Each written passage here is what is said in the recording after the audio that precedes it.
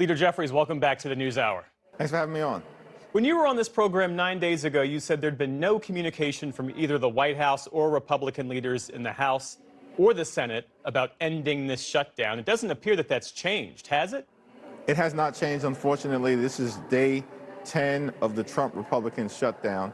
Clearly, they don't want to reopen the government. As Democrats, we've made clear we'll sit down with anyone, anytime, any place to have a bipartisan negotiation about enacting a spending bill that makes life better for the American people, reopens the government, and addresses the Republican health care crisis. Unfortunately, House Republicans who canceled votes last week, canceled votes this week, and have now canceled votes next week remain on vacation, missing in action, and Donald Trump has shown no interest in actually trying to resolve this situation.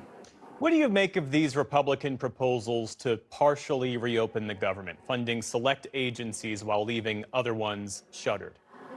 I think it's important for us to make sure that we actually pay our men and women in uniform in a manner consistent with what has been done in prior shutdowns. That should be priority number one at this moment. More than 1.3 million people who are on active duty and have been asked to work without pay because of the Republican refusal to address this issue.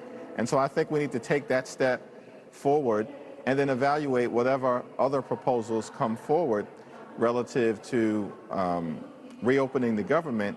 But we have to reopen the government in a way that also addresses the Republican health care crisis and the Republicans' continued refusal to extend the Affordable Care Act tax credits, which is going to have a devastating impact on premiums, copays, and deductibles for tens of millions of Americans all across the country. As we speak this afternoon, the OMB director, Russ Vought, tweeted moments ago, the rifts have begun, making good apparently on the threat of mass layoffs by the Trump administration. An OMB spokesperson says that the layoffs will be significant. Do you have a sense of which agencies would be affected, how many people would be affected? And beyond that, this is a clear power play by the administration to force the hand of Democrats. Does this play any role in your decision-making? Donald Trump and his corrupt administration have been engaging in mass firings and layoffs of federal employees since January 20th. They've been targeting hardworking federal employees, pressuring them, dismissing them without justification, and violating the law. So this is just a continuation of the chaos, the crisis, and the confusion that we've seen during the entirety of the Trump administration. We're going to continue to stay the course as Democrats. That's what House and Senate Democrats have done together to address the situation that Republicans have created, largest cut to Medicaid in American history, hospitals, nursing homes, and community-based health clinics closing all throughout America, particularly in rural parts of this country. The fact that Republicans refuse to extend the Affordable Care Act tax credits, resulting in dramatically increased health care premiums for tens of millions of Americans that will cost double, triple, or quadruple what they are currently paying. Some will face medical bankruptcy. Many others will be unable to get the insurance and the access to the doctors that they need. And on top of all of that, they're targeting the National Institutes of Health, the Centers for Disease Control, in ways that are going to undermine the public health infrastructure in the United States of America. This has been an all-out Republican assault on the health care of the American people, which is why it needs to be decisively addressed right now, because it impacts everyone.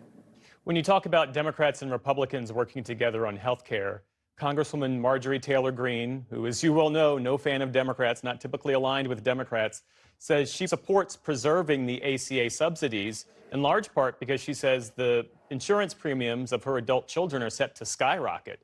Does that signal any real opening for bipartisan cooperation?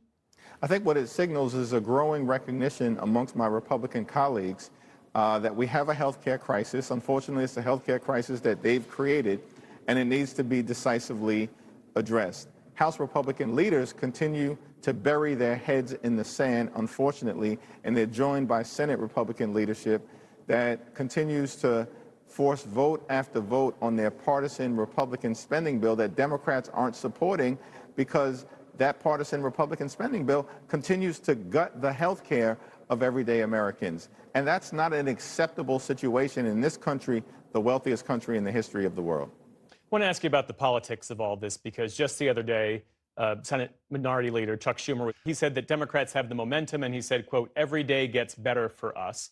Republicans are seizing upon that, including the Senate Majority Leader John Thune, who was on this program last night, and they're accusing Democrats of politicizing the shutdown. Do you worry that a moment like that, a statement like that, undercuts what you see as Democrats having the moral high ground? Well, House Democrats and Senate Democrats, led by Leader Schumer, are in this fight to make life better for the American people, to lower health care costs, to address the Republican health care crisis, to cancel the cuts, and to save the health care of the American people. That's the reason why we're in this fight. For federal workers who risk missing a paycheck, for military families facing uncertainty, for everyday Americans who want to visit a national park, they are all wondering, when will this shutdown end? What would you tell them? We need Donald Trump and Republicans to come to the negotiating table. We want to reopen the government. We want to reopen it now.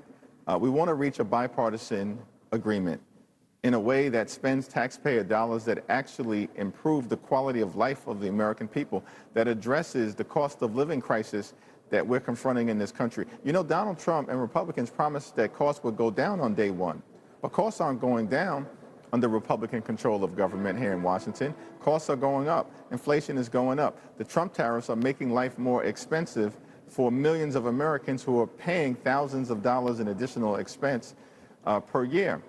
And now we're on the brink of this massive increase in premiums, copays, and deductibles because of a Republican refusal to sit down and negotiate an extension around the Affordable Care Act tax credits. We stand by our hard-working federal employees. We will continue to support them.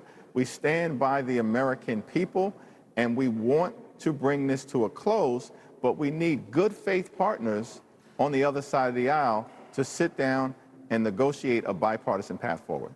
House Democratic Leader Hakeem Jeffries, thanks again for your time. We appreciate it.